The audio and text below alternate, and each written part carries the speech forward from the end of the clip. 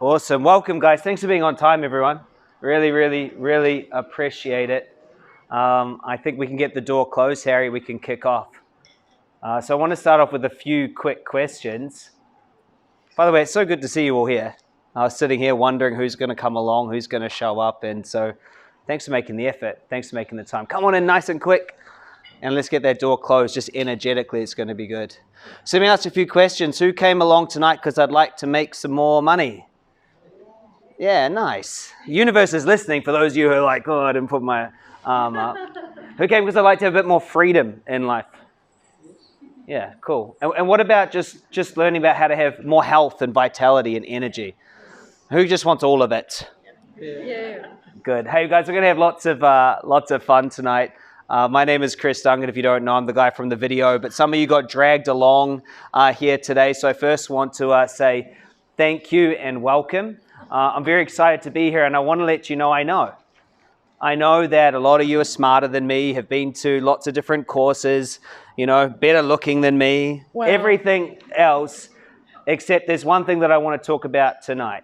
And so I don't have the degrees that you might have. I don't have the skills with parenting. I don't have all sorts of things, but there's one thing I know how to do, and that's create big outcomes. Not massive outcomes. I've been able to create a few big outcomes. And I've learned from some really cool people that I want to share with you how to create and how to manifest. So that's what I want to teach you today. Does that sound okay? Yeah. I want to show you how to make more money, have better health, live with freedom, grow a business, and I want to show you how to do it without struggle. Does that make sense? How to do it without the struggle. Who's sick of the struggle? Seriously, the struggle. And what I found is it actually doesn't have to be that hard. However, there is work to do. So I want to show you today how to magically manifest what it is you desire, and it's going to be an action-packed evening, so I hope you guys are all excited. And I want to get right into it. Here's the truth, though. Your reality that you have right now is everything about what you believe. Is it true? What you have in your life is just what you believe is possible. Who agrees with that? Few of you. Few of you. See, the interesting thing is, how many of you came along today, just quietly, because there is something that you would like to change about your current reality? Show of hands. There's something you'd like to change. For some of you, there's things you want less of. Maybe, less anxiety, less stress, less frustration, less bills, less of things. True, who came for less of things? And some people want more. Right? Maybe more money, more freedom, more abundance, more love, more health, more vitality. But is it true that pretty much everyone came because there's something that you want to change? Is that true? Yeah. See, the truth is what you have in your reality is what you believe. And it's stunning to me how good we are at creating limitations as human beings. Isn't it a stunning thing? Because in all the things that are possible, we choose to create limits. And most of us even subscribe to that our reality, what we believe, creates our reality. Is it true, everybody?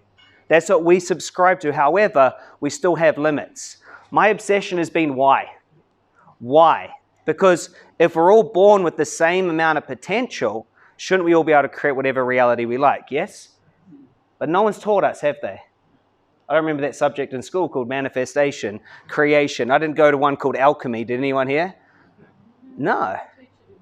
They didn't teach it in my school either, Carol. They didn't teach it. Instead, what did they teach? They taught us all these other things, which were great, but I feel like they missed something really big. And I want to make sure I explain that to you. But first, let me make sure you get that your reality is created by what you believe, because anything's really possible. Who's heard of Roger Bannister, who broke the 4-minute mile? Does anyone know the story of Roger? Yeah? No one could break the 4-minute mile. They said that humans couldn't do it. And then now, since he did it, I think it was in the 60s, now teenagers can break the 4-minute mile. And it's not because they got better shoes or they're on performance-enhancing drugs, anything like that. It's literally because he did it. There's now a belief. There's a new reality. Does that make sense? Usain Bolt, the 9.58 100-meter dash hasn't been beaten. Or Dick Fosbury changes how they do the high jump, changes the flop. They always used to go over the high jump forward until he thought, you know what, I'll do it different. See, what happens is everything is possible, but only if we believe it's possible. Who agrees with this? And there's so many examples. What about Rosa Parks sitting on the front of the bus? She said, you know what, I'm going to sit here, I'm going to change it. We've got Susan Anthony who said, you know what, women should vote. That's what she said. She said that. Abraham Lincoln said, you know what, there should be no slavery. Who's with me? That was not a possibility until someone did it. True? And that's for the people that get attracted to courses like this, because how many of you know that you've got some more? Who feels that they got more to give? You've had things that you want to change, things that you want to do, but for some reason you haven't done them, have you? They haven't manifested. See, my truth is I love to find people who want to create their impossible. Who's with me on that? They actually want to change the reality and do something big. See, we can talk about all these people. What about Nelson Mandela? He said apartheid should not be the rule. He did something about it. He was committed. And I'll show you the process with all of them to create the outcome. What about Gandhi? Yeah. Right? He's my man. He's everyone's man. Isn't it such a great example of standing for something big? Yes? Yes. And the truth is I see too many people just playing small. Is that fair? When I look out there, I see just so much potential, but we're not maxing out our potential. You know what I mean? We're not. We know we've got more to give, more to be, but there's something that holds us back, some fear. I don't want to go broke. I don't want to do this. Who's with me? Yeah. Today, I want to make sure that you guys step forward into that new reality. Show of hands who's up for this. Because that's the truth, is to play a bigger game. Check this out. Beethoven composed 5 of his best symphonies when he was deaf. There's no excuses. Stephen Hawking, completely paralyzed, couldn't speak. He was married twice, had 3 children, and one of the most respected physicists of our time. There's no excuses for anyone in this room, is there? Right? Except the excuses that we want to hold on to, true? The ones that we want to keep. Because we can talk about all these different people. Ray Charles lost his sight at 7, started recording at 17, and won 12 Grammy Awards. Isn't that incredible? Just because he believed, he did it. Helen Keller, we all know her, became a published author with several books, 400 articles. She was blinded deaf at age 1.5 years. Think about that, 400 articles and several books, right? And not now when we can type them up. She would have handwritten them, typewrite them, right? In secrecy. And so when I talk about potential, I want you all to realize that you have the same potential as all these awesome people that we're talking about up here. See, even this, 100 years ago, you never thought it would be possible to transplant a heart. But now we know that that's possible. Charles Bernard did it in 1967. Over 100 years ago now, fly people in an aircraft. But there was the right, but I think there were some New Zealanders who did it first with my Kiwis in the room. 100 years ago, you never thought it was possible to drink water from anywhere without the fear of bacteria. But if you guys know about the life straw, you guys seen this thing? You can put it into any water. You can drink water out of it. It used to be impossible. Now that's a possibility. Hold a computer, the palm of your hand, that can access all the knowledge. Does anyone remember those huge, big encyclopedias we had to go through to find information? Kids have no idea. Right? And even before that, we had to go to that thing that no one goes to anymore called the library. Isn't it amazing? You can connect to any person instantly. Do your shopping, can monitor your health. It's sitting right here, right? You guys have more access to more information now in our hands than the US president did 10 years ago. Who thinks that's incredible? It was impossible, now it's possible. And that's what's interesting, is the internet, the telephone, voice recognition, desktop, 3D printing. And I want to let you know, just because it hasn't been done or just because you haven't done it, has nothing to do with the future. True? Has nothing to do with the future. Unless you are committed to always taking your past into the future with you. Right? And saying, I've got to take all of my past with me forever because it happened this one time. I will never let that go with ever. I've got to keep it because this one time, way back then, I failed. And I see it. And the reason why I do these courses is because there's so much potential. There's so much in you. And I believe the number one most important thing in life is to max out your potential. To play your fullest. To grow into your full expression of who it is that you're supposed to be, right? Is it true? And every single one of us is different, right? There's no one thing we're supposed to grow into or be. And there's no reason to say I'm too old, I'm too young, I'm too this, I'm too that, because we can give you a million different people. Nothing is impossible. Nothing. Hey, quick question. Do you guys like that I just get straight into things? Is that good? No fluff here. We're right at it. I'll tell you a little bit about me and stuff in a second, but I just like getting into it straight away. It's how I kind of operate. The question I have for all of you right now is, why do we not all have, if all of those things are possible, why are there people still struggling, not able to make enough money when they live in the best country on the planet? Why is it true that they haven't been able to find the love of their life? Why is it true that they find themselves in sickness and ill health with access to everything we have? Why is that true? Yeah. They don't know what they exactly want. They don't know what they want. I like it. Thank you. Why else? Yeah. Limited self-belief. Why else? Right. They're projecting their past onto their future, right? They're walking through the movie of their past and their future. Who else? Keith? Distrust in self. They don't trust themselves. Lots of reasons, right? We know the reasons.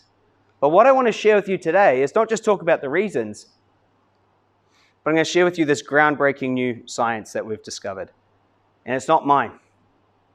A really good friend of mine, her name's Colette Stryker, she spent 30 years in psychiatry, and she figured out how to train the brain to heal itself. It's unbelievable. I'm going to take you through a process today. Unbelievable. So you guys are some of the first people in Australia to ever experience it. It's absolutely groundbreaking.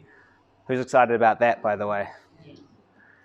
Here's the statement I want you to write down. In order to see it, you must be it. You must be it.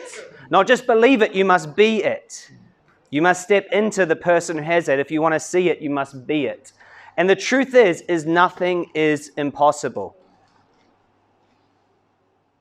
And if nothing else for tonight, I want to give you permission. If no one else has ever given you permission before, I want to give you permission to just go big, shine bright, be you to the fullest, full expression. I just want to give you that permission. Even if no one else has. To actually step up and play full out and to go for it. Because so many of us are holding back, isn't it true? And I think the only true hell is living a life not to your full potential and looking back with regret. True? I think that's the one thing, is to live with regret, not playing, not getting on the field, not doing what's in your heart, not doing your calling. I think it's the one thing. There's lots of people that stepped up and did their calling. They overcame their past. J.K. Rowling, who knows about her? Amazing woman. Single mom, didn't have access to anything. She used the Wi-Fi on the trains in the United Kingdom. She wrote Harry Potter. They told her it was too long. No one's buying wizards books. Too big, too that, too this. She didn't listen. She did her thing, right? Who would have thought that single mom would have been able to do that? She donated $1 billion last year. $1 billion. That's with a B. Incredible. Incredible. Those of you who don't know, she wrote Harry Potter. And she got rejected 14 times before she made it too. She got rejected a whole heap of times. Albert Einstein, someone that we know, the second best physicist of the last 100 years. When asked who the smartest person on the planet was, he said it was Nikola Tesla, of course. But what a guy. I mean, we all still know who he is, right? In fact, when he died, they actually opened up his brain to see if it was any different. But the truth was, it wasn't. It was smaller than the average brain. He wasn't the smartest physicist, but he was the most well-known. True? Jim Carrey. Who's seen the video about Carrey where he writes the check to himself, $10 million? Who's seen that? Show of hands. Yeah. And so the truth is we've all got a past, yes? We've all got a past. In fact, right now, the present moment is just the most recent past. In order for you to be experiencing it, it has to be the past because you've already experienced it, right? So it's just the most recent past. So we've all got a past, true? Can you let it go?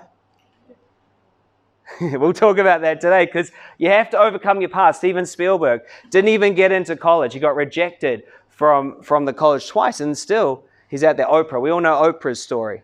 And then the guy that just became a billionaire, huge result, Jay-Z.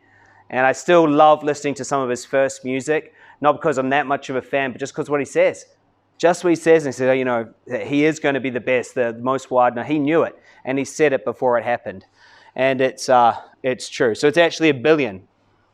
It's actually $1 billion. So who's got the feeling that today is for them already? See, some people, they don't really know why they're coming down to this event. Maybe they got pulled here. Maybe they saw a video they can't remember. They forgot, and then someone on my team rung them and said, hey, you know, come on down. They thought, heck, I'll come do it. So maybe you didn't know why you're here, but something brought you here. There's something for you to get from today. And here's the truth, is there's a much bigger game for you to be playing. True? There's a bigger you to step into. There's a fuller expression of you. That's true. And so today's for you if you're an aspirational person. Most people aren't. Most people aren't aspirational. They don't think they want more. You guys are the few. We're the few. Welcome, by the way. Welcome. Most people aren't. Most people just settle. Who agrees with that? They just settle. They just have an okay life, right? It's okay. Marriage is okay. The amount of money's okay. They have a relationship like this. They have a holiday once a year. They don't help anyone. I had someone the other day say, oh, Chris, well, all I want to make, Chris, is I just want to make $100,000 and then have my house and that's it. So that's it, man. I don't want these big things you talk about. And I said, that's the most selfish thing I've heard all day. $100,000 don't change the world, right? $100,000 doesn't clean up the oceans. $100,000 doesn't do anything, does it? It just helps you, man. Just helps you. And so the people that get attracted to my message and come here, it's because you want to play a bigger game. And that's what we're going to be going into tonight. So my goal today is to show you the science and the techniques you must understand to change your attraction point and the 12-month process to master this. And the truth is once you understand these 5 steps and how to do it, number one, you're going to be blown away by the simplicity, but also how you've never seen it before. And even if you've read the books, gone to the courses, this is something new. It's the missing piece, and I really mean it. It's the secret of the secret. You might call it the obvious. It really is. Most have missed this simple thing. And I'm also going to talk to you about an opportunity to work with me for 12 months. And so that will come at the end. I'll explain, hey, there's a 12 months you can spend with us. We have courses, we have online webinars and websites, all sorts of things going on for people who want to step up and play a big game. Because here's the truth, guys. If you're not surrounded by the right people, and if you're not continually upgrading, you'll never, ever change. Is it true? Who knows that you can't really come to just an evening and your life's going to change, right? We can make some changes tonight. We'll move a few things. We're going to do some great stuff, but the truth is it takes a bit of time. So is it okay with everyone at the end that I talk to you guys about what it is we do? And some of you say, yep, Chris, I want to join you. And some say, no, I'm good. I got enough today. Is that okay with everyone? Give me a yes? Yes. Awesome. So I'll talk to you about that at the end. Now, a little bit about me before we get into it, because some will go, who is this fast-speaking, red-headed young dude? I don't really know anything about him. I'm lucky enough because of this system. I built my digital marketing company to $5 million in revenue, and I'm a first-generation millionaire. And I'm super proud about that. Thanks. And it's a big thing when I write that first-generation millionaire. It means I'm the first one. I come from a working-class background. My mum's a nurse. My dad's in telecommunications. And so that's where I come from. I'm from New Zealand. Do I have any other Kiwis in here? Where are you from? Oh, Hawke's Bay. Sweet. Whereabouts are you from? Whangarei? And someone over here? Yeah. You think? Nice. Welcome. I'm from Poirua. So impact, not just income, impact super important to me. So I've got a couple best-selling books. I've spoken to over 130,000 people, and the highlight of my impact career was I was in the movie We Rise Up with Tony Robbins and the Dalai Lama. It's currently going around all of the small movies and stuff over in the United States, and hopefully we get it out onto Netflix later this year. But I'm super excited to be standing next to a couple of my heroes, which was cool. I married the love of my life. You might have met her. She's around somewhere. Harriet, that's my wife outside, and she's incredible. We do this together. Lived and worked from over a dozen countries and lived a life of freedom, doing what matters most. And so the reason why I put that up there is because I'm a work in progress. I'm a work in progress, and these are just small. Does that make sense? Like I'm not up here going, hey, I've got $1 billion or this or that. But that's what I've used the system to be able to create. And very, very lucky because it wasn't always this way. I grew up middle class, a house full of love. I love my mom, love my dad. I think they're absolutely amazing. We followed society's rules. We went to university. I got myself a job. I did what I was supposed to do. That's me. Making some good life choices. So you're all ahead of me, all right?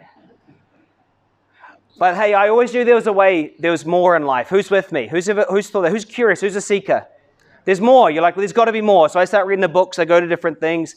And I started my real education. Who's had 2 educations, by the way? Who had the normal one, and then you started your own second education? Yeah, the real one, right? Same here. Now, I wanted to go and create my dream life, but results are really, really, really slow. Has anyone else felt like they've got a civil war inside their mind? Yeah, that was me. Some days I'd be confident, other days I'd doubt. Some days I'd think I wanted lots of money. Oh, why do I need so much? Some days there was this war going on consistently. And it was like I was struggling, like I was moving forward, but I was struggling. So I did what probably some of you have done, is I went and just started going to courses. Is there any other people that went to all the courses?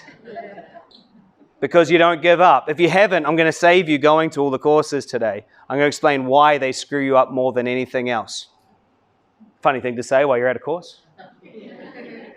But they do. So I went to everything. Spent a lot of money. This is a small selection of what I went around. And results came, but it really felt like a war. Like sometimes I'd be moving forward, other times I wouldn't be. And I'm going to talk to you about structural tension today. It's why there's a rubber band. This is one of the secrets of manifestation. But I didn't stop. I kept applying myself, and I got some success. Who's had that experience? Like you get some. It's like your body will allow you to have a little bit of it, but not too much. Right? Like you have a little bit. Your life's a little bit better, but it's not completely changed. I'll explain why, because it really bugged me. So I built this life. I started getting some success, and then it fell apart. March 3rd, 2016. This is my first mentor, my best friend, and my business partner. Unfortunately, on that day, here's us shooting some video together. Here's us in Bali hanging out. Here's me as a lion and him as a bartender. And here's our last photo together. He's the one in the box. And on March 3rd, 2016, Mark Deason was killed in a motorcycle accident in Bali. One of those silly scooters. Someone went across the center line, took him out. And yeah, it was 42, was too young. It would have been his 47th birthday in 2 weeks. Way too young. And I lost it all. He was my business partner. What happened is my company at the time crashed, completely crashed. I'd been traveling and speaking. I had all sorts of companies happening, and it crashed. He was the partner. I found myself in over $360,000 worth of debt like that. After a decade of pushing myself and building companies and trying to build a life, suddenly I was at rock bottom. Lost my best mate. And I really didn't know what to do. And now I know why I had to go through that. I was so pissed off. I was angry at the world and upset. However, at the time, I had 48 staff. And I'll never forget the moment realizing that I had 48 families to feed in my company if I didn't pick my stuff up and go out there and do it. My mum got some money out of the bank for me to cover 1 month's payroll. I had this ticking fucking clock. And 48 people. There would have been no holiday pay. There would have been all these things. And guess what? They wouldn't have realized that it wasn't my fault. Because it was. It was. I created it. And so failure was not an option. So I didn't allow myself to fail, and I went out there and I went again. I built it back to $2 million.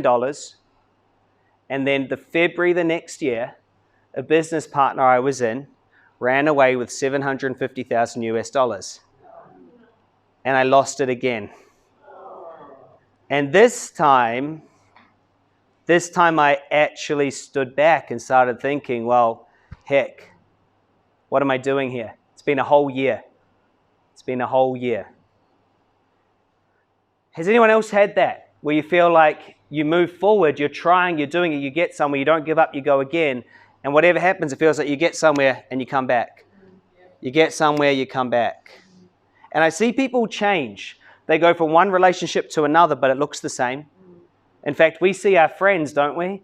And we see them get into another relationship like that is exactly the same as the one they were just in. Isn't it true? But we do that with our body as well, don't we? We lose the weight, feel great, just to come back, just to do it all over again. True? We do that with the amount of money that we're allowed to have. We create it, we find ways to get rid of it. Is it true? This is called an oscillating pattern. An oscillating pattern, and it's all about tension. I'll explain it today. This was the big realization. Most of us can never have the result we want in life because it's in direct violation of who we are. It's in a direct violation of who we are. Think about it this way. You can't spend a lifetime planting seeds of scarcity to grow an abundance tree. True? So check this out. I'll draw it out for you because a lot of people need to hear this. If you want to manifest more money, and money equals, let's say, freedom. Does money equal freedom to anyone? Yeah. Let's say that money equals freedom. That's what they want. But the money that they have right now equals not enough. The feeling of scarce. They spend 30, 40, 50, 60, 70, 80 years reinforcing the feeling of not enough. Do you know what happens to their genes? Their DNA? Does anyone know what happens? Study of epigenetics? One does. What happens is it's like an addict, like a cocaine addict. The gene actually changes. It changes to become receptive to the feeling of not enough. I don't have enough. It's that feeling when you go to pay at the register and it declines and you're not sure if it's because you don't have enough money or because of their machine. It's that feeling. The body's so used to it, I want you to get it. That becomes its identity. You see? That's its homeostasis. That's its set point. Who's with me? So when you manifest something that's not its conditioning for the past 30 years, it comes over here, it goes, oh, abundance. Suddenly, that identity has to die. How much does your identity, your ego want to die? Not at all. So it finds a way that you don't know about it to get rid of that feeling of freedom so you can come back here. You'll get an injury. You will find a relative that needs money. You'll make a bad business decision. You'll do something and you'll end up back here. Same with the weight. You'll go over there, you'll lose the weight, you'll feel great, and all of a sudden, your knee will hurt. And you won't be able to exercise anymore. And then you're back here again because this is your set point. Does that make sense? A certain amount. Who's with me on this? Yeah. And you see this. People never get what they want. They move a little bit forward, and then they move a little bit back, and a little bit forward, and it's called oscillating. You see that? And that's where most people live their whole life. Just a little bit forward, then a little bit back. So they're never in their worst case. You guys all know your worst case, right? You have those genes, and you got to fit them. If you're not able to fit them, oh, it's time for the diet. It's time to change. Oh, I would never have less than that much money in my bank account. Most of us have a set point. I would never be without a job. Some people, I would never be without supporting my kids. We have these. Does this make sense? But then we never allow ourselves to get to the other side. That becomes us. That becomes us. And we train our body to be it. So for me, I could never hold on to the success. I played basketball for New Zealand. Spent my whole teenage years working for it. I got there. And the reason why I never followed the scholarship to the United States is because I need to look after my brother because my parents had a divorce. That was my reason. Seemed legitimate at the time. My $10 million company I bought around water filters, someone ripped me off. My business partner died. This guy ran away with the money. Every single time I would find a way, somehow, to be back to exactly my safety set point. True? Yeah. Who's experienced something similar to this? Show of hands. You find a way back, don't you? I could never hold on to it. So what I did is I realized, and I want you to have this realization right now. However old you are, however long you've been on the planet, no matter how long you've been trying to figure this out, there's something you haven't got yet. True? There's just something not there. And just accept that for whatever reason, you haven't read the right book yet, you haven't gone to the right course, you haven't got it yet. And sometimes that can be frustrating. And for those of you, this is the first seminar or course I've ever been to, you hit the jackpot. And I mean that. Just accept that and just go, okay, cool. Right? Obviously, my life is a direct reflection of my beliefs, of my structures. I haven't found it yet. That's all right. But it doesn't change anything to stop looking. True? That don't change it. It's still the same. Right? Because some people start going, well, Chris, I've been to all the same courses as I go, great, well, is your life how you want it? It's a binary answer. It's a yes or a no. If it's a no, well, you got to keep going. True? So the truth is that you created this. And I had to realize this. I had to realize that I created it. And I want you all to realize this, is that you created your reality. You're in control. For the good stuff and the stuff that you wish you could change. Does that make sense? But you created it. I had to accept that. I didn't have my friend die. That wasn't on me. But here's what was on me. Do you want me to explain it? Here's what was on me. I was playing right on the edge. Some months would make $500,000 in that month. I'd spend $480 and I'd give myself 10 grand. I was right on the edge every month. Right? If I'd been smart and kept some money, maybe it wouldn't have hurt so hard. I didn't have partner's insurance, which is an obvious thing you should have. If you've got a key person in your business, you should have insurance. I give you a list of things that I didn't do, which I actually knew about. I knew about all of these things before, that I didn't do, which made the fall really hard. Does this make sense? And then I was so ready to go back out there again, instead of saying to all my staff, guys, like he died, like we're all in this together, and saying sorry. Most of them would have understood. A few people might have got mad, right? What did I do instead? In complete emotion, complete upset, maybe took 2 days off, went, right, let's go again. Let's go. Come on, we're going. We're not stopping, guys. And just completely put on the wrong front. So what happened in that energy? Who did I attract? A shark, right? Who just took me. Does this make sense? And so you can look at it, and you can look at yours as well, true? It's one of the things we do when we work with people is go, how have you created it? What was the benefit of that? And I'll tell you the benefit for me. By the way, is it good? Are you guys getting some information about you through my story? Is it good? Show of hands. Who's seeing it? Because you've got to see the benefit. Why have you created that? And I'll tell you why I created it. I love striving for something. I love it. Tell me where we're going. Let's go. Let's get into action. I was addicted. My core emotion was striving my whole life. Striving. So when I achieved, when I was here, it was in violation of who I was. Does that make sense? I had to be striving to something. That was more comfortable than this. It was more comfortable, and Australians, New Zealanders, the little Aussie battler, right? Being the little one, striving for something. We've been trained to do it our whole life. Through school, you got to go for here. Now you're in the next grade. Everything you've just done don't matter no more. It's a new year. Now you got to go for this. And now you got to go for this. And now you got to go for this. When have we ever taught ourselves to receive, accept, acknowledge, allow, be? Most of us are babies at that. We've spent our whole lifetime learning how to go for something. Most of us know how to stress out, don't we? Most of us are absolute masters at not feeling good enough, feeling unworthy, right? And so anything in violation of that you can't have, but you got to let yourself know you created it. And I'll talk about this because you didn't consciously create it. Maybe some of us. So I met this billionaire. In my efforts, I was in Austin, Texas. I met this billionaire, and I'm getting screwed. In the US, they send you out lawyers letters. So I'm like reaching out to my friends. I was in some movie stuff. So I said, hey, who do you know? So I end up, through a lawyer, ending up with meeting a billionaire.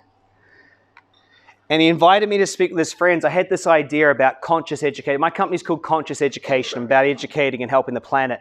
And I was creating this TV show around conscious education. And so I met this billionaire. And if you guys know Austin, Texas, you might be able to put a few things together and figure out who I was speaking with. And he said to me, hey, Chris, it's all about vibration, thinking, and manifestation. And I remember sitting with these billionaires. Now, to put a bit of perspective on a billion, there's 2,600 in the whole world. That's all. There's 8 New Zealanders, 34 Aussies. It's not that many that reach that. It's a big number. 64% of them are self-made. That's cool. 2/3. So I'm sitting with a self-made one. And he said, Chris, you have to be it in order to see it. He said, the one thing that's going wrong with you, when you lost the money, you changed. He said, when you got the money, you were different. You got to be it. And he said to me, he goes, Chris, you know the amount of money that you lost this year? 750,000, 4 million the year before. He said, I'll lose that in a day. And I remember just sitting there going, well, that sucks to be you, man. Do you want to give me some of that? But he said to me, you must be it before you see it. So here's what I realized. I want you to write some of this down. What I realized, who's gone and done healing on themselves? Who's ever done some healing, read some books, done some healing? You're screwing yourself up if you do any more of it. Here's why.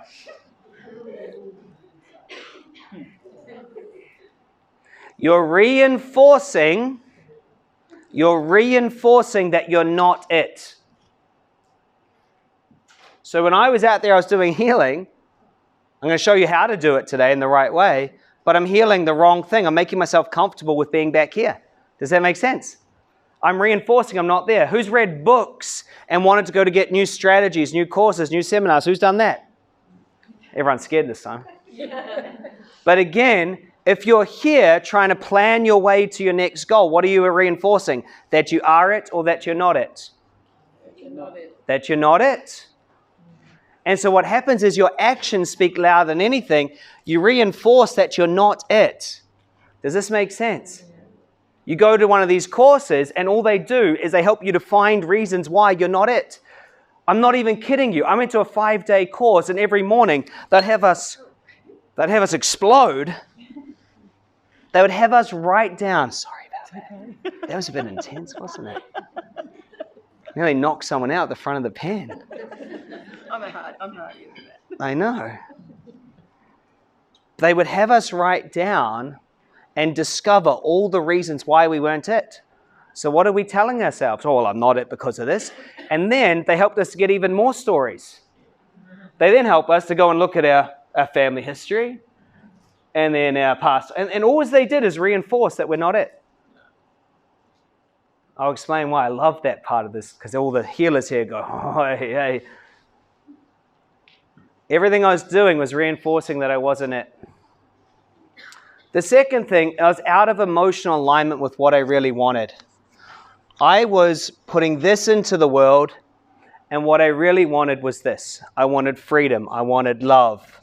I wanted to have this. But I was planting seeds of I'm not enough and I'm scarce, trying to grow a love tree. Can't happen, can it? Can't happen. How many of us do it? If you think back over your last week, what emotion are you putting out there? It's usually not the one that you want because we've been conditioned that you have to do something to have it. I think one of the worst sayings is that you find a husband or a wife or a partner or whatever it is, and they're going to complete you. I think it's one of the worst sayings because what's it saying? I'm not whole. I'm not enough, you see. What's so much more powerful when two enough people come together, create a whole third entity of two people who are completely enough and just create a huge bubble of love. Completely different. Who agrees with that? And so what the problem is we're missing it. What I also realized is that all that stops me is unconscious. Why? Who wants to share? Why must everything that stops me be unconscious? Why? Tolerate it otherwise. You would have told maybe. Why does it have to be unconscious? What does unconscious mean? It means you don't know it, right? Why must what stops you be unconscious? Yeah. Maybe. It's good. Why does it have to be the thing that stops you be unconscious? Yep.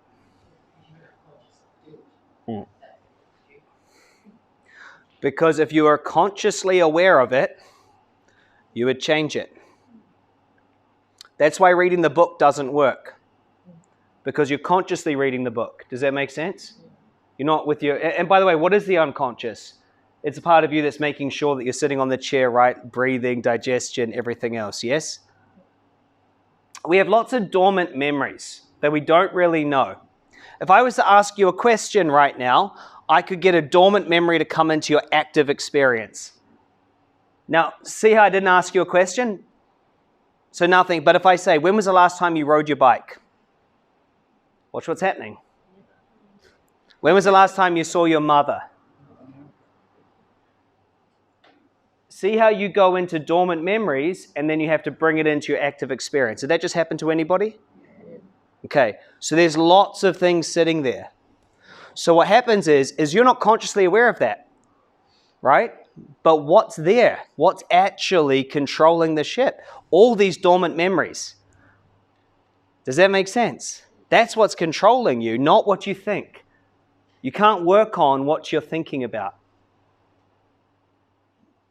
We'll do a big breakthrough on this. So I realized that. And then I realized I was in a sabotage pattern with my desire. And that was because I thought when I had the money, when I had the fame, when I had the relationship, I thought I would become different. I thought I'd become different. Let me ask you this. If you were to receive $10 million today, would your life be different? Yes or no? Everyone's like, trick question. But those of us who go, yeah, it would be different. Would it be different how you would feel? Or just you'd have more of what you already have? See, a lot of us say, well, I'd feel different. There'd be more stuff I could do. I'd be calmer. I'd feel safer. I'd be this. Right? Those of you who are single, if you're going to have the relationship, then I'd feel supported, connected, loved. Those of you trying to manifest better health, well, if I had health, then I would feel vitality, all these things. The biggest mistake is that puts you in a sabotage pattern with it. When I have this, I'll feel different, you see? What does that really say? I'm not it. I'm not it. So what happens? You get close to it, but you're not it. If you were to have it, you're not it. You've got to get those emotions back because that's what's feeding your body, so you always come back. So I was in that. How do you know? How do you know you're in a sabotage pattern with what you desire? Because you believe life will be different when you have what it is you want. I'll show you the difference today. You must be able to get in the end result feeling now. True? That's what you got to do. It's one of the big secrets. But a lot of us go, but Chris, I can't feel freedom. I can't feel abundance. I have to have $1 million in my bank to feel that. And I'd say, no. The reason that you can't feel freedom and abundance is the reason you don't have $1 million in your bank. Does that make sense? Because you don't line up. I always have to get my boxing gloves on at this moment. So who's got a challenge for me on this? There's always a couple. No one? That's lucky. There's 6 ways we sabotage ourselves the most. Okay? And what I mean by that is this is actually what we're scared of feeling. I want you to hear this. Before you write it down, we're scared of feeling these. Okay? So what we do is we set up a goal so that we don't feel those. And here's what we try to do. The first one, if I was to have this, then I would be worthy. Now, watch the really sneaky paradigm. You've been reinforcing not worthy for 30 years. So if I was to have this, then I'd feel worthy. What do you think happens? Can you ever actually have it? No, you can't ever actually have it. But you can never actually be unworthy either, so you never actually get here. It's the first of the oscillation patterns, and it's the one that most people have. The second one, I'm not good enough. Inherently not good enough. So what we do is, well, if I have this goal, if I grow big enough, achievers have this all the time. This was me. I can show anyone. I can turn on not good enough. I practiced it for the first 30 years of my life. If you want to know how to be not good enough, I can show you. When I have this, then I'll be successful. I'll make Dad proud. When I do this, when I achieve this, when I do this. None of it was actually what I wanted. It was just how I would prove my worth. Does that make sense? The next one, I don't belong. This person is always trying to do stuff, create family, create belonging, but they always feel lonely. They always feel like they don't belong. This person has the biggest fear of rejection. They won't do anything that will get them rejected. This person, insignificant or invisible, their biggest worst thing is being insignificant. So they move towards doing things that make them big and loud and significant. But they can never have it because they are actually the opposite. This person, I don't have the capacity. This is the person, and it's all of us, by the way. I'm saying the person because we all predominantly have one. This person is always looking for new stuff to learn because they don't know enough. I don't have the capacity, so I've got to have this. I don't have the money. I don't have the resources. I don't have the time. This person never has enough time. They never have the capacity. They always are in overwhelm. They don't have the capacity to achieve. And then the last one is I need to be perfect. They're always trying to create or become this vision of perfection. So there are 6 sabotage patterns. And all of us have created goals to try to resolve one of these. And that's the reason why the goal doesn't happen.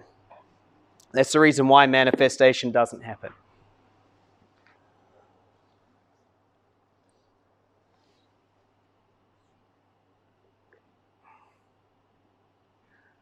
I can show you how to fix it. But I'd like to get some feedback. What's landing for this group? What are you guys getting?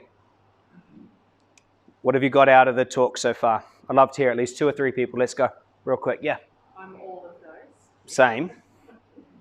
And I thought all the work that I've done, I was actually further along than I am. By trying to solve them, we reinforce that we are them. Doesn't work. Can't do healing, can't do hypnosis, can't do Ho'oponopono, can't do it on it. Doesn't work. You're reinforcing it.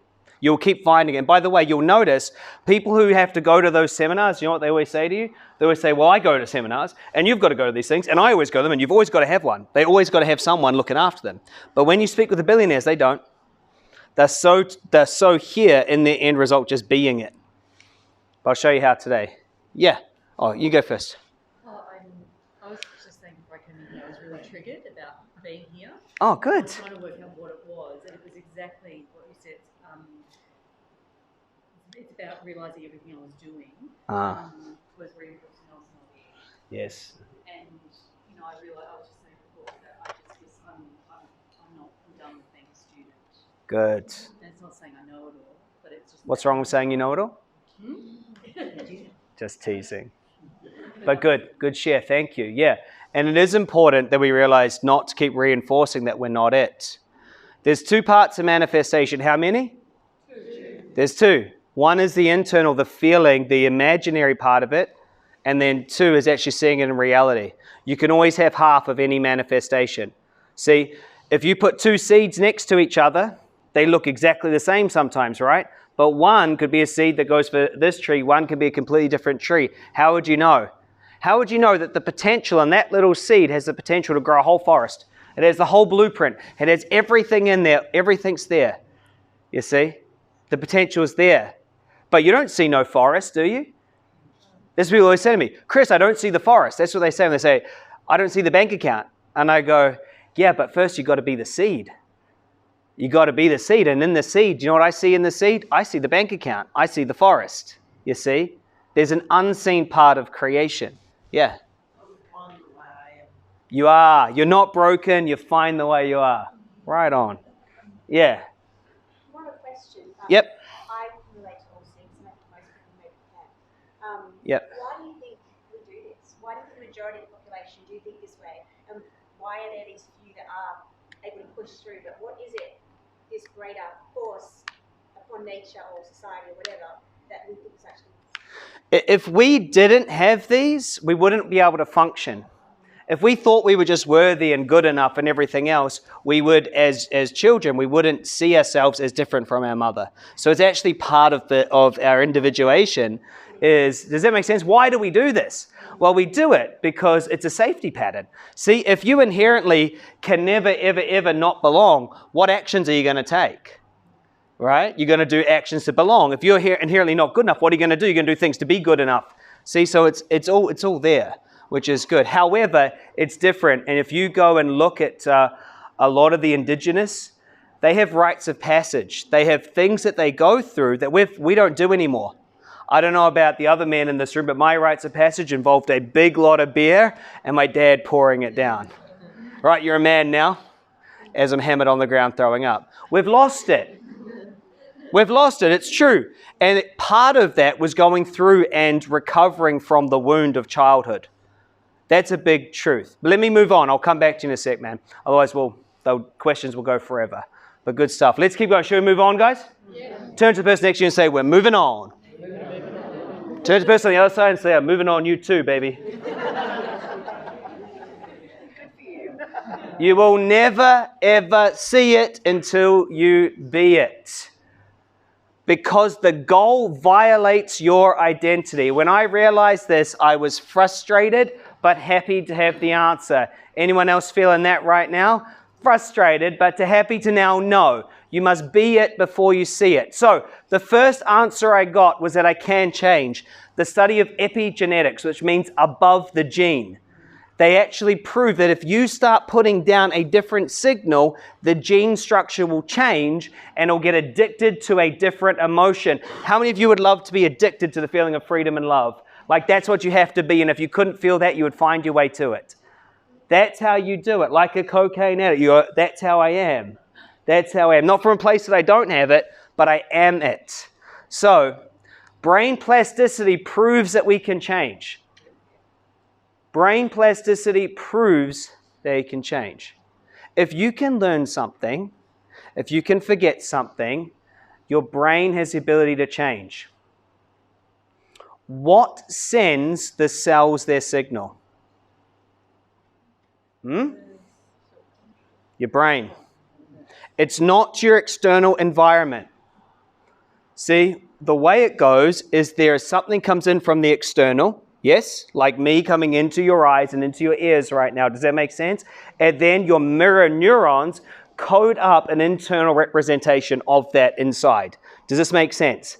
From that picture, it then sends a signal down, which then reproduces itself as a feeling. You guys with me? So you don't need the external to be able to train your body. Does this make sense? When I learned this, I started meditating every single day going, I'm just going to train myself to that. I'm going to train my body to be that. Does this make sense? I want to show you this. It's really cool. This is this is what your brain looks like right now. This is a zoomed up brain of someone learning to play the piano. They're learning a simple sequence. What's happening is this is the learning process. This is it getting stronger and stronger. When we zoom in, this is when, I get it. I got it. So check that out. That's what's happening right now as you learn. As you learn, your brain is recoding. And this map will stay there. it will stay there. That's why when I ask you, when was the last time you rode your bike? When was the last time that you saw your mother? It's there in this network that's infinitely bigger than you could imagine. Who thinks that's pretty cool, by the way? In 2001, they found a moment. It's called the reconsolidation moment. And they found there's this moment when a belief that was solid becomes a question. And that reconsolidation, you can consolidate it somewhere else. So money equals scarcity, and then it consolidates, money can equal fun, right? Now the truth is that can happen very easily. All you need is a good speech, a good talk. However, you must reinforce it. Because if it was so easy for it to change, do you think it'd be easy for it to change back? Yeah. This is why a 2-day course that someone goes through once comes out pumped up, 8,000 of them up in Cairns recently with Anthony Robbins, it ain't going to change. Does this make sense? Because there's a stronger pull back to the old way. It takes 12 months, that's why we've designed 12 months to fully change. Who thought that was pretty cool, that video, by the way? Yeah. Who knows this what's happening in your brain right now? It's kind of like Inception. The second thing was I met Colette. She'd been working in psychiatry for 25 years and 10 years as a law of attraction coach. Now, when I teach, and I'm going to take you through a really cool process that Colette taught me. She had this client that had multiple personality disorder, like borderline schizophrenia. She couldn't actually create a breakthrough to help this person be happy. So she starts studying and looking everywhere. She comes across a guy named Dr. Gary Flint. He writes this huge book that was just sitting on her bookshelf. She opens it up and she finds that he's found a way to teach the brain to let go of who it's been and actually bring it together. So she takes this cannon, it's like she says to me, it's like pointing a cannon at a fly because it's for these huge, big things and helps with our little problems, our little beliefs, and completely changes the game. I've never seen anything like it. So I spent 2 years working with her. And I want to explain it to you, and I'm going to take you through the process. I'm one of very few people that have been trained in this process from Colette and what she does. It's phenomenal. What happens is you have a problem, you teach your brain how to heal that problem, to recode, and all of a sudden, it's figured it out. Because here's the question. If you created it, couldn't you then uncreate it, let it go? I'm going to show you how to do it just like this. You guys excited about that? Yes. How's everyone feeling? Good. Feeling good? Yeah. Worth your evening? You know, it's just cold on the side. Is it really cold over here? It's just hard to focus. That's okay. It's good over. It's warm over here, isn't it? Is this one on the same? Is this one cold? These ones aren't cold. Do you reckon? Oh, because I know that when she came in, she just turned that one down. Harry, do you reckon we can we find the remote for those other ones? I've just turned it up. It's just this one. It's just up. I just want it to be a little bit like New Zealand. It's winter. So, you guys excited about learning how to rewire your brain? This thing is revolutionary. I'm going to do a demo, and then all of you are going to get a chance to go through this. I promise you it's going to be the biggest thing you've ever done. I've done a lot of work, a lot of things. You don't have to do it. It's up to you. So, Dr. Gary Flint is where it came from. And here's what he said, is our memories form the basis of our active experience, okay? But we don't know some of those memories because a lot of our memories came from a really, really long time ago. In fact, memory number 1 is from conception to birth. That's where memory number 1 fits in. Now, memory number 2 starts off at birth and goes to 4 years. And then memory number 3 starts at birth and goes all the way to now. Now, we have 3 memories, okay? And you can call them whatever you like. I don't mind. Some people call them unconscious, subconscious, superconscious, whatever it is. This first memory between conception and birth, you might not think of it as a memory, but it's a memory because it's learning how to code you up. That's what a memory is, right? It might not be a conscious memory, but it's still a memory. So we have these 3 different memories, and they form the basis of our active experience. And so what happens is we have to do the best with what we have available. So your 3-year-old brain, if it gets a trauma and it doesn't know how to deal with it, what it might do is create an amnesic part of you. This is big. By an amnesic part, it means you don't know about it. Why would it do that? Protect you. And also, it doesn't know how to handle that trauma. Okay? It doesn't know how to handle it. However, just like when you pull from your dormant memories and remember when you last rode your bike, when you're in a situation similar to that, you might find a ridiculous fear coming up. For example, I have this guy that I'm working with, and he's got leads coming into his business, and he won't call them. I was talking to him last night. They're coming into his business, they're saying, I want to talk to you, he won't call them. He's shaking. I'm saying, what's going on? Why can't you ring them? They want to talk to you. He's a personal trainer. He can't call them. Because this dormant memory has just come out of nowhere, but he isn't aware of it. See, here's the things we say, well, that's just me.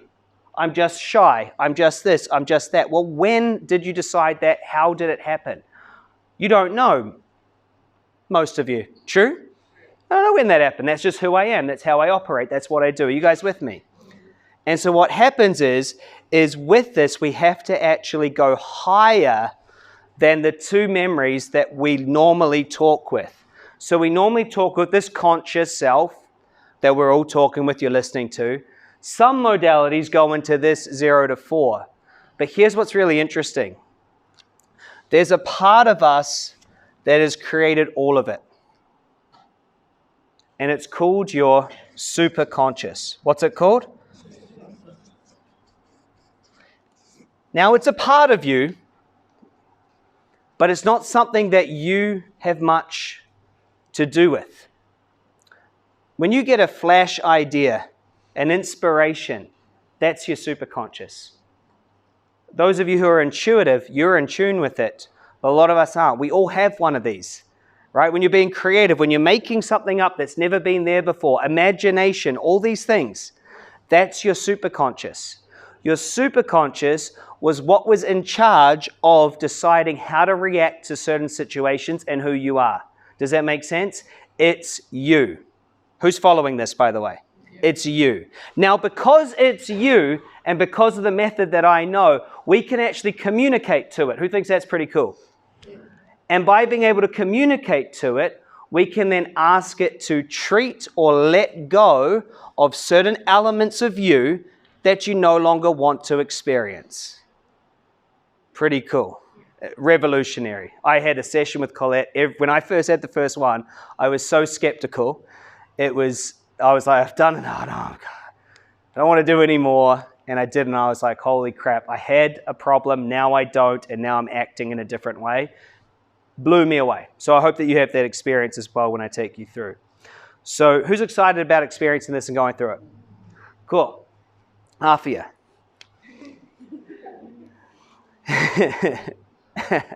The key is this. You created everything. Now, is there anything wrong with having a fear of rejection? Is there anything inherently wrong with that? No. No. It's just a choice. Does that make sense? Is there anything wrong with feeling not good enough? No, there's actually not. You can feel not. If that's your choice for life, then you keep it. Does this make sense? But I'm going to teach you and show you and take you through how to do this. So I've got a question for 1 or 2 of you. Who would like to actually have this? Who's got a fear not a big fear, but like maybe like a 7 out of 10, if they were up here speaking in front of this room, they would feel a little bit, you know. Who's got one of those? A few of you? And who would like to actually have that gone? All right, cool. I'll explain to you how it's going to happen. So it's going, oh. So I want you to imagine that the active experience, which is what we're having right now, is like a football field, okay? And you know those little animals, those gophers that can like dig a hole and like dirt comes out? There's no gopher. I have one of the weirdest accents because I've lived in New Zealand, Australia, United States, and the UK. So I'm always like, they're like, what, a gopher? You guys know what I mean, right? The gopher. And I want you to imagine that the gopher pops out like one of those dormant memories. So like when I asked about that dormant memory, I said, when was the last time that you rode your bike? And it popped into the active experience. Does that make sense? And I want you to imagine it's like a gopher coming out. Now, all that the brain has to do is to take this dirt that's there and to fill the hole back up once the gopher's gone. And then the active experience, the playing field, no longer has that dormant memory that is sitting there, that dormant problem that can jump into the active experience. Does this make sense? Yes? I'll say it again. You have lots of dormant memories, dormant traumas, and they're amnesic. You're in no connection with them. They don't know you, and you don't know them. Your main personality doesn't know them, but they're there. What we're going to do is we're going to have them come out into this active experience, and then I'm going to take you through a process where the superconscious will then let them come out, say, hey, we don't actually need that fear of failure anymore. Let it go. And then we're just going to smooth it back out. So then the playing field is back to normal. Does this make sense? Yeah. So we're going to have some fun with a couple people who want to change their public speaking fear. Who was it again? And by the way, the reason why I'll do this is because that allows you to then see it, and then I'll take you through afterwards. Does that sound good? So then you can feel good about it. So who's willing to do it? Nice and high. Feel into it. Oh, Kate, it's coming for you. It's Kate, isn't it? All right, Kate, give her a big hand. Come on out. And what was your name? Pardon? Joanne. Joanne, come on out. Come, give her a hand as well. All right, so come and have a seat, Joanne and Kate. You can sit. Thank you. So awesome. I'll turn this off so I don't blind you. But it's good to have you guys out here, especially since I just said, well, is this a fear for you? Yeah. So let me ask both of you, I'll ask you first, 0 to 10, where do you think your stage fright or not wanting to be in front of an audience is? I would say at 8.5. Thanks for being out here. And Kate? I'm thinking around about 8. All right, good. All right, awesome. So what I'm going to do is you don't have to do anything really for this process. You just have to let me be okay to talk to your subconscious and superconscious mind. Is that okay with both of you? So you don't have to do anything other than notice what you need to notice. And we're all just going to sit there, watch the process. Afterwards, I'm going to ask them for another number, and you'll see a difference in them. And then you'll also be able to understand how this process works. Does that sound good? So go ahead and close your eyes. And superconscious, is it all right if I connect for this little demonstration and to show with these two amazing women about their fears when it comes to public speaking? Do I have the permission to allow to treat all parts of you, all memories, all thoughts, all emotions, and everything else? And so what I'm doing is I'm asking and I'm body testing. So I'm checking it with my body, kinesiology, so I know what's going on here. Sound good? So superconscious, can you please treat any beliefs, emotions, memories, parts, events, circumstances that are coming into the active experience and do a massive change history and everything else to increase satisfaction? And just breathe, have some breaths, and notice what you need to notice. And so because the superconscious knows that it created it, when I ask it to please treat it, it then knows, well, okay, we're choosing something else. Does this make sense? And what I have is I have a connection with that. Is it okay that you don't have to understand it all, but you're going to be able to see a result? Is that good? Awesome. Superconscious, please treat the original event. This lifetime, any other lifetime, please treat the original event, and please treat for overall happiness. Superconscious, please treat for overall happiness for these people to get the most experience out of life, and do a massive change history on everything in between. That's it. So it can be quite big when you're doing something that might be a deep-seated fear. If you're in the audience and you're trying to do this, it's not going to work.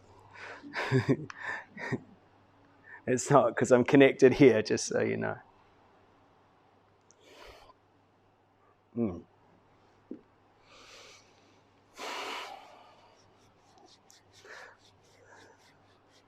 Superconscious, please treat chakras, energy systems, adrenals.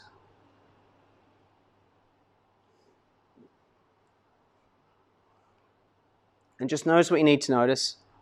That's it. That's it. I know. Just breathe into it. Superconscious, do you see that chest thing? Can you do a massive change history on that? That's it.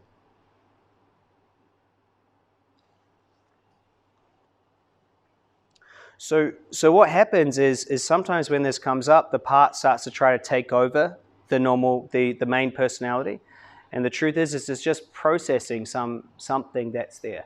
Does that make sense? Just coming up and say, hey, I was there. So superconscious, please just treat in a safe way, whatever's comfortable and safe today. Just like dipping your toe in, just enough for today, and just make it a nice, comfortable treatment. That's it. That's it. And just smooth those holes over on the playing field.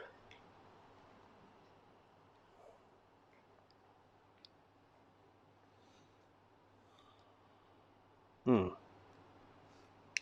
I want to take 5 big breaths and just notice as it starts to dissolve.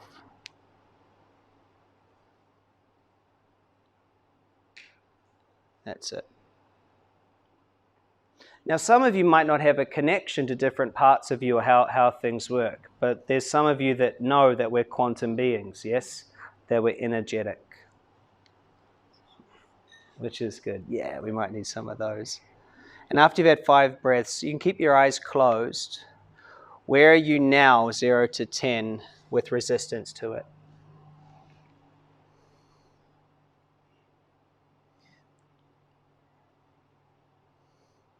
Where are you now, 0 to 10? Part of me keeps wanting to say every number, but there's a big 0.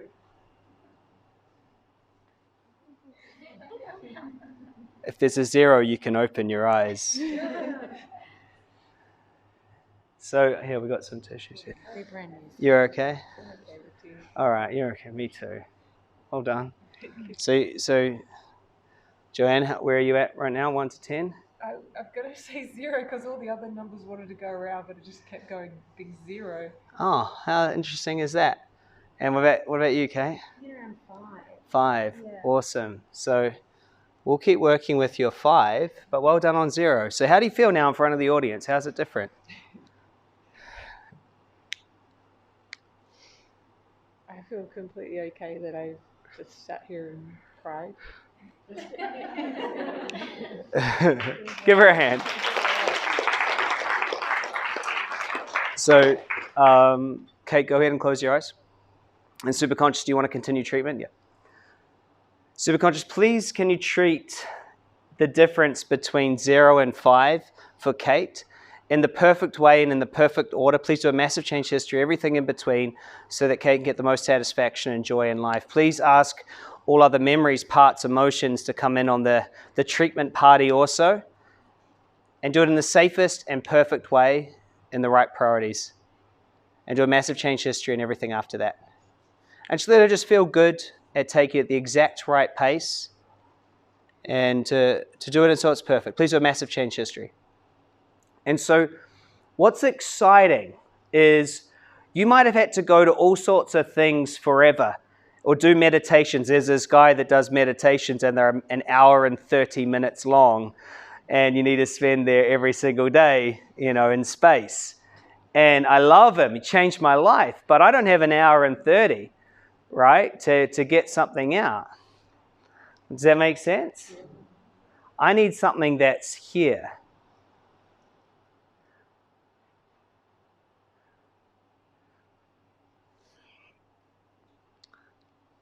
So superconscious, I want you to entreat an intention of and an emotion of shame. Treat the emotion of shame. That's it. And just smooth that one over to whatever extent feels comfortable and good today. That's it. That's it. You're doing great. And so when I ask someone to come out here and do work on a fear, I think it's pretty incredible, don't you guys? And the truth is we don't have to sit with it. And by the way, Kate's having a great time right now. I'm serious. She is. She's looking at stuff. She's experiencing things for the first time that was in her way. Does that make sense? She's having a great time. This isn't a problem. There's nothing wrong here. Does that make sense? It's her superconscious. It's her thing. It's her way. It's what she's doing, right? Can you open those for me? I don't have nails. So what's interesting is, thank you. Oh, there was a... So Kate, I want you, your superconscious, to treat what it needs to treat right now, do a massive change history, and just take 5 big breaths, and that will be a good first session at removing this down a bit.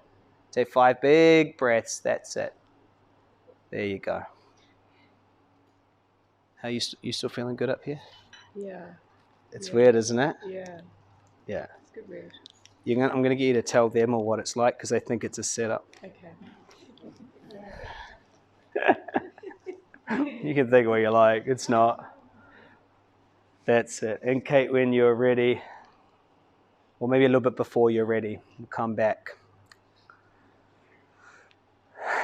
Who's excited about this? I told you it'd be revolutionary. You're all going to get an awesome opportunity to experience this. This is what we do every Tuesday in the Magnetic Mind program. We get everyone. Now, a lot of people say to me, but Chris, this looks and sounds and smells a lot like healing. No, it's not, and I'll explain why. It's a letting go. It's a letting go. Some of you go, but Chris, that's what I mean when I say healing. I go, great. That's good then.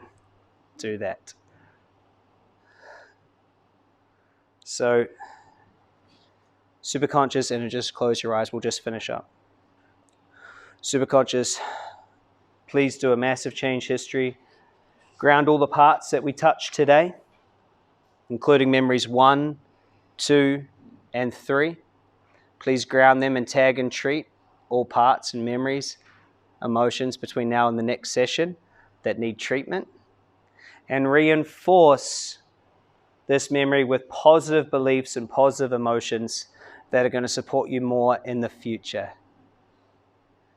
And when you'll know when you're done for today, you'll keep processing.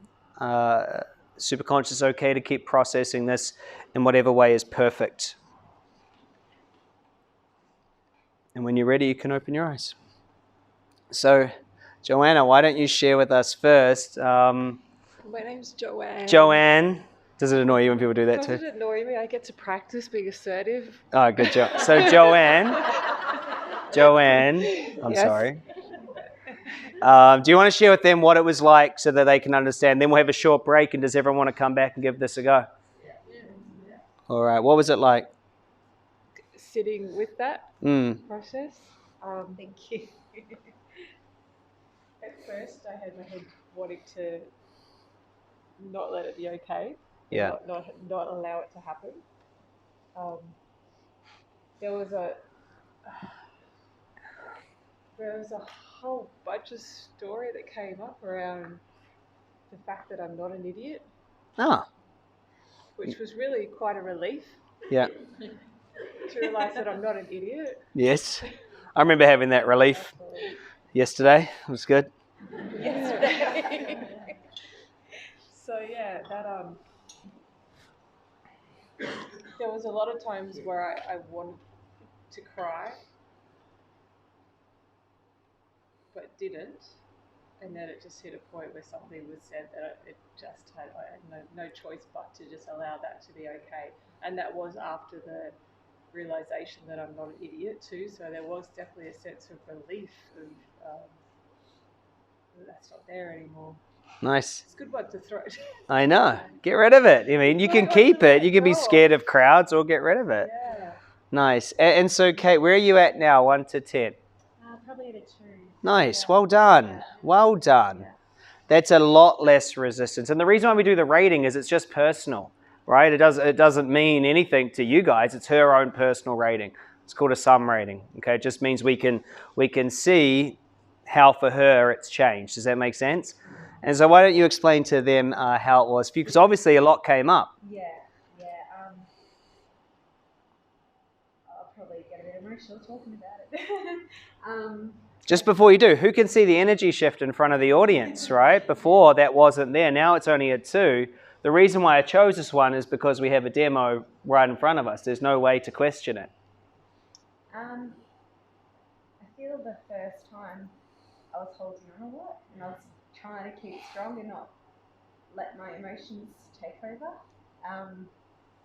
And the second time we did it, I just had so much happening. My emotions, my brain circulation, everything in my body just decided to just let it all go, and I am who I am, and not be judged on anything. So I love that. And what I want to give for both of you guys is a massive gift and a massive appreciation is I want you to take this as a metaphor for life.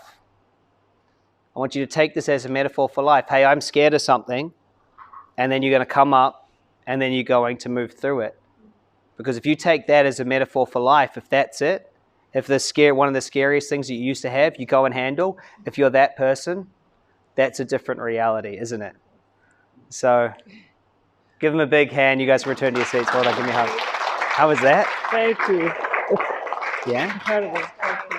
You're welcome. I'd love to do it again. We are going to do it again. So wasn't that cool? Yep. Should we have a quick break now? Quick refresh. I don't think we don't have anything really here. We're kind of out in the middle of nowhere. But let's at least have a toilet break and there's some water. But let's get back into our seats as quick as possible. Is that good? Yep. Keep going? Yeah, it's also a time when you go, shit, this is weird, I'm out. No worries. We'll see you guys in a few minutes.